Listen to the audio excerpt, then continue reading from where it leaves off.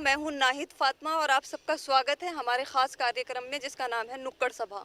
नुक्कड़ सभा में आज हम मौजूद हैं मेरठ के लिसाड़ी रोड पर, जहां हम चर्चा करने वाले हैं मेरठ में लगातार बढ़ते हुए क्राइम के ग्राफ पर। मेरठ की अगर बात की जाए तो इतिहास के पन्नों में मेरठ का बहुत ही महत्वपूर्ण स्थान है, इस तरह से कि जब हिंदुस्तान गुलामी का दर्द सह रहा था तो क्रांति की पहली आवाज़ मेरठ से उठी थी। लेकिन इसका दुखद पहलू ये है कि अब हिंदुस्तान के उन 5 शहरों में जहां क्राइम सबसे ज़्यादा है, एक नाम मेरठ का भी आता है।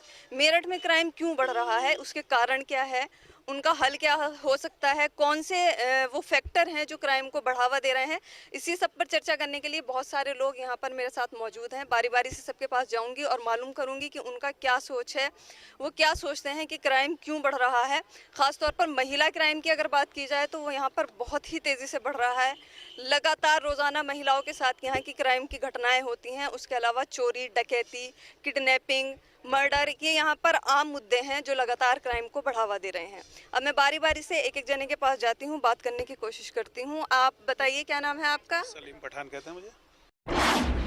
सलीम जी, मेरठ में लगातार बढ़ता हुआ क्राइम, उसके लिए आप क्या मानते हैं? महिलाओं की आपने बात की कि महिला उत्पीड़न जिस तरह से बढ़ रहा है, 2012 में जो केंद्र सरकार की तरफ से एक कानून, महिलाओं के लिए विशेष कानून बनाया गया था, उसका फ़ायदा महिलाओं तक नहीं पहुंच रहा है।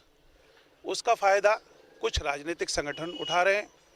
जैसे अभी मेरठ की बात आपने की है, मेरठ में ये खरखौदा में एक केस हुआ, एक लड़की वाला। उस केस के अंदर पूरी तरह से लड़की को बरगलाया गया और वो लोग सबके सामने आए। आज उस लड़की का बयान कुछ और है, पहले कुछ और था। इससे बिल्कुल साबित हो गया है कि जो लोग आज यूपी के अंदर विपक्ष में हैं, वो पूरी तरह से उस कानून का फ़ायदा उठा रहे हैं जो 2012 में महिलाओं के लिए बनाया गया था। कहीं ना कहीं मैं समझता हूँ इसके लिए राजनीतिक लोग तो जिम्मेदार हैं ही, उसके लिए पुलिस प्रशासन भी पूरी तरीके से जिम्मेदार कभी कभी साबित होता है, क्योंकि गरीब आदमी की कोई सुनवाई नहीं होती, उसका कोई हिमायती नहीं होता है और पैसे वाला आराम से बच के निकल जाता है। विपक्ष पर सीधे सीधे निशाना साध रहे हैं, ये डिटेल में बात में करूंगी, लेकिन अभी संयुक्त व्यापार मंडल से जुड़े हुए आशु जी हमारे साथ हैं। मैं उनसे पूछना चाहूंगी किस तरीके का क्राइम आप ज्यादा नोट करते हैं? देखिए, सबसे ज़्यादा तो यहाँ व्यापारियों के साथ शोषण होता है। ना व्यापारी सड़क पर सुरक्षित है, ना अपनी दुकान पर सुरक्षित है, ना अपने घर पर सुरक्षित है।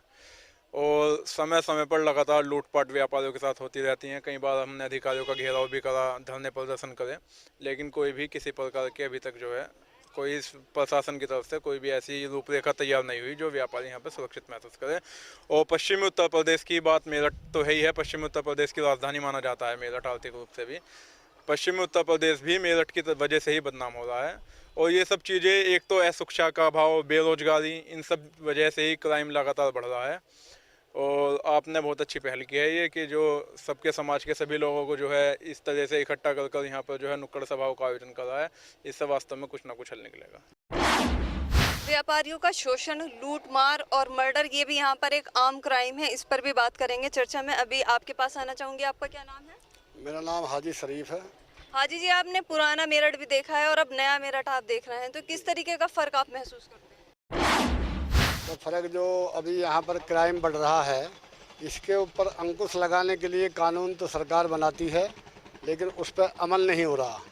जो नेता लोग जो हैं, नेता लोग ये जो किसी क्राइम के बारे किसी बदमाश को पकड़ा जाता है, उनमें नेताओं की सिफारिश आती है और नेता लोग जो है उन्हें बदमाशों को बचा के ले जाते हैं।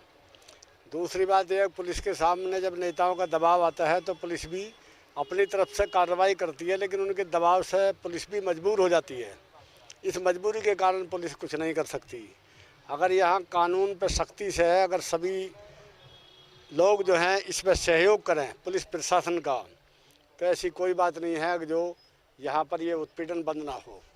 इस उत्पीड़न के लिए महिलाओं को भी सक्षम होना पड़ेगा और जो अपनी बात है वो घुट के, जो महिलाएं जो बैठी हुई मर रही हैं, अपनी बात जब तक सामने पुलिस प्रशासन के नहीं रखेंगी तो तब तक उस बात का पता नहीं चलेगा।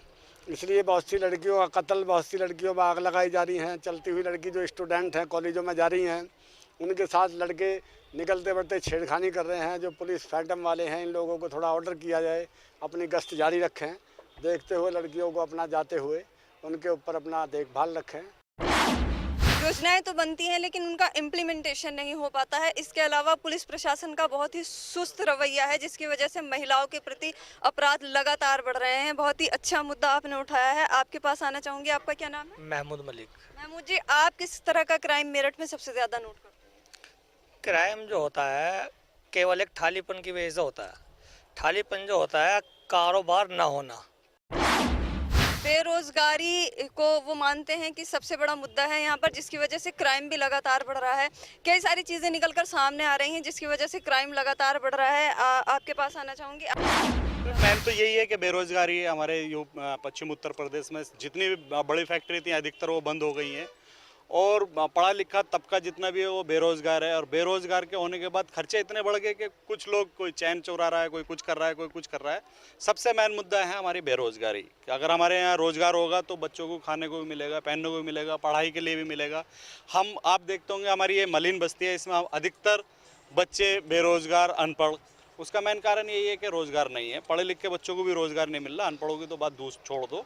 और दूसरा ये है कि शासन प्रशासन सब आंख मूंदे पड़ी हैं। आप कोई से भी थाने चले जाओ, आप अगर 10:30 बजे भी पहुंच जाओगे तो आपको एसओ नहीं मिलेगा। चाहे जितना बड़ा क्राइम हो रहा हो, आप अभी फ़ोन लगा के देखो, नहीं उठने का। तो कितनी बार हमने व्यापारियों को लेकर हमने एसएसपी, डीआईजी इनको सबको ज्ञापन दिए हैं कि अधिकतर हमारे व्यापारी रास्ते में जा रहे हैं कैश जमा करने, उनको लूट लिया। रोज़ के पेपर उठा के देख लो, लूट लेते हैं। और पुलिस से कहने जाओ तो अपनी फरियाद जब सुनाते हैं हम, तो उस पर भी ये मानते हैं कि हाँ ठीक है, हमें रिश्वत दो, जब हम काम करेंगे। किसी की बाइक चोरी हो जाए उसकी रिपोर्ट नहीं लिख सकते, किसी का मोबाइल चोरी हो जाए उसकी रिपोर्ट नहीं लिख सकते। मतलब कानून व्यवस्था एकदम फेल हो चुकी है। ये अखिलेश सरकार इस मामले में बिल्कुल फेल है। मेरठ को कहा जाता है, उसके साथ साथ पॉलिटिकल राजधानी भी मेरठ को कहें तो कुछ अतिशयोक्ति नहीं होगा। इसके अलावा यहाँ पर लगभग सभी राजनीतिक पार्टियों के भारी मात्रा में नेता लोग मौजूद हैं, जनप्रतिनिधि हैं, लेकिन उसके बावजूद भी प्रशासन को लेकर आम लोगों में सुरक्षा की भावना बिल्कुल नहीं है। सब लोगों को शिकायत है प्रशासन से। आप राजनीतिक दलों से जुड़े हुए लोग हैं, आपका क्या कहना है, क्यों ये ढीला ढाला रवैया है प्रशासन? असल में ऐसा सरकार मुलायम सिंह की, अभी हमारे भाई ने एक जिक्र किया कि जो मुलायम सिंह की सरकार है, ऐसा कोई पहली बार नहीं हो रहा है। जब भी समाजवादी पार्टी की सरकार उत्तर प्रदेश के अंदर बनती है तो क्राइम तो ऑटोमेटिकली बढ़ जाता है। इसमें तो कोई दो राह वाली बात ही नहीं है। जुड़े हुए एक साहब को ऐसा लगता है कि हम सफेद पोश लोगों के पास ज्यादा जा रहे हैं, उनकी नाराजगी मैं दूर करना चाहूंगी। आप बताइए, क्या नाम है आपका? अबरार अहमद मेरा नाम। अबरार जी, क्या कहना चाहिए? इस वार्ड से मैं पार्षद भी रहा हूं और आज एनसीपी का जिला अध्यक्ष भी हूं। लोग अपनी शिकायत शासन और प्रशासन के खिलाफ जाहिर कर रहे हैं। हाँ। क्या आप लोग करते हैं? हाँ, मैं कहना चाहूँगा कि ये मेरठ 1857 में यहाँ के लोगों ने इसको आज़ादी दिलाई थी। उत्तर प्रदेश का सबसे बड़ा जिला मेरठ है। इस मेरठ को पेरिस की शान में होना चाहिए था, लेकिन आज इतना सा मेरठ को बना दिया। आप जाइए, चले जाइए, 15 मिनट में आप अपना जिला पार कर दोगे। गाजियाबाद जिला है, हमसे बाद में बना है वो जिला, उसमें 1 घंटा आपको लगेगा पार करने में। हमारा मेरठ इतना छोटा कर दिया है। ये जितने हमारे एमपी एमएलए बने हैं, किसी ने इस पर ध्यान नहीं दिया। लेकिन इतना छोटा जिला होने के बाद क्राइम की बाढ़ आई हुई है। अगर जिला बढ़ जाएगा तो फिर क्या है? मैं बताऊंगा ना। आज यहाँ पोजीशन ये है कि महिला अपने घर से निकलने में डरती है। किस लिए डरती है कि अगर पुलिस में वो रिपोर्ट करने जावे तो उसकी रिपोर्ट की बात नहीं सुनी जाती, उससे पैसे मांगे जाते हैं। आज एक थाना, महिला थाना बना हुआ है मेरठ के अंदर। वो महिला थाना केवल नाम का थाना है। अगर आप महिला कोई वहाँ पे अपनी फरियाद लेकर के जाए तो वहाँ भी पैसे मांगती है वो महिला बेचारी। वो कहती है कि पैसे दो जब भी तो आगे चलेंगे। इसका हल क्या हो सकता है? इसका हल ये हो सकता है कि एक टीम बने ईमानदार अफसरों की। वो टीम जो है सर्वे करे, जो भी जहाँ भी क्राइम हो, उस टीम को जो चाहिए कि बिल्कुल सही मायने में सही तौल के जो है। तो आपको क्या लगता है, जो अभी अफसर हैं यहाँ पर जो टीम में हैं, क्या वो ईमानदार नहीं है? 90% जो है बेईमान अफसर बैठे हुए हैं दफ्तरों में, अपने समय पे नहीं बैठते हैं। चले जाइए किसी विभाग में भी आप, कोई टाइम पे आपको अफसर नहीं मिलने का है। लोग धक्के खा रहे हैं, चाहे राशन कार्ड दफ्तर हो, चाहे बिजली विभाग हो, चाहे एमडीए विभाग हो, कोई सभी विभाग हो। लेकिन अफसर बनने के लिए जरूरी है तालीम, एजुकेशन, और एजुकेशन की यहाँ पर सबसे ज्यादा दिक्कत है। लोग अवेयर नहीं है। जी, एक बात और कहना चाहूँगा। मैंने सन 2002 में मैं यहाँ का पार्षद बना। पूरे इस 1 लाख के एरिया में केवल एक प्राइमरी स्कूल बना है जिसमें 500 बच्चे पढ़ते हैं। उन 500 बच्चों पढ़ाने के लिए भी एक टीचर आती है, केवल एक, जबकि यहाँ 5 टीचर जो है अलाउ हैं और उन बच्चों को पढ़ाई नहीं होती, जिससे बच्चे बेचारे हमारे जो है समय खराब करा जा रहा है उनका। कम से कम 5 स्कूल होने चाहिए। राजनीतिक दलों से जुड़े हुए लोगों से मैं ये जानना चाहूंगी, जो भी पॉलिटिक्स से जुड़े हुए हैं, कि बच्चों के लिए सिर्फ एक प्राइमरी स्कूल यहाँ पर है, जबकि अरबों खरबों रुपया सरकार एजुकेशन पर खर्च कर रही है। इसका क्या इसकी वजह है और क्या इसका हल हो सकता है? 2002 की बात हमारे भाई ने की कि 2002 में वो पार्षद थे, उसके बाद में यहाँ पे एक सरकारी स्कूल बना। तो मैं समझता हूँ कि बड़ी अजीब विडम्बना है कि 12 साल बीतने के बाद भी जो यहाँ के प्रतिनिधि हैं, जिन्हें यहाँ की जनता वोट दे के भेजती है लोकसभा में, विधानसभा में, उसके बाद हम लोग, हमारी जनता उनसे या तो काम नहीं करवा पा रही है या वो लोग यहाँ पे काम करना चाहते हैं। ऐसा कुछ नहीं है, काम करवाना चाहते हैं, ऐसा कुछ नहीं है, पर फाइलों पर धक्के दे दे के भगा देते हैं। कभी कहते हैं इस अधिकारी के पास चले जाओ, कभी कहते हैं उस अधिकारी के पास चले जाओ। जब किसी अधिकारी से हम कहते हैं नुके जी फाइल तुम्हारे पास भेजिए, नुके नहीं मेरे पास नहीं है, फला अधिकारी के पास जाओ। मतलब आम आदमी के पाँव चलते चलते बिल्कुल घिस जाते हैं और वो परेशान होकर अपने घर बैठ जाते क्या हैं। आपको ऐसा लगता है कि एक सही जनप्रतिनिधि की कमी है मेरठ में, जो जनता का काम कर रहा है? एक वजह है नहीं। कि ये मुस्लिम क्षेत्र है। यहाँ पर बहुत सारे मुस्लिम नेता हैं, कैबिनेट मिनिस्टर आपके मुस्लिम हैं, तो क्या वो आपकी सुनवाई नहीं करते हैं? मैं आपको बताइए, जो नेता बनता है, अरे मैं भाई सुनिए, जो नेता बनता है, जिसको लाल बत्ती मिलती है, उसको ये कहा जाता है, जो ऊपर के मुख्यमंत्री बैठे हैं, कि सुनो हम आपको लाल बत्ती दे रहे हैं, सुनिए, या तो आप अपना भला कर लेना, ज्यादा अपने परिवार का भला कर लेना, अपने यार दोस्त का भला कर लेना। अगर आप इससे आगे चलोगे तो आपको शूट कर दिए जाओगे।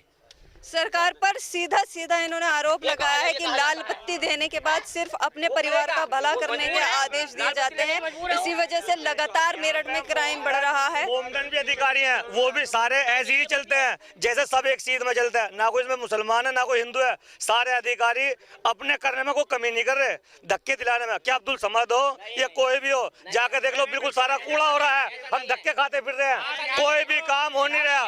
आप नाले देख लो, कुछ भी देख लो। देखिए, एक बात और है कि यहाँ मुस्लिम एरिया एक समस्या और है यहाँ पे। चर्चा काफी गर्मी पकड़ती जा रही है। इस समय में थोड़ा छोटा सा ब्रेक लेना चाहूंगी। ब्रेक के बाद लगातार प्रोग्राम में जारी रखेंगे, जिसका नाम है नुक्कड़ सभा।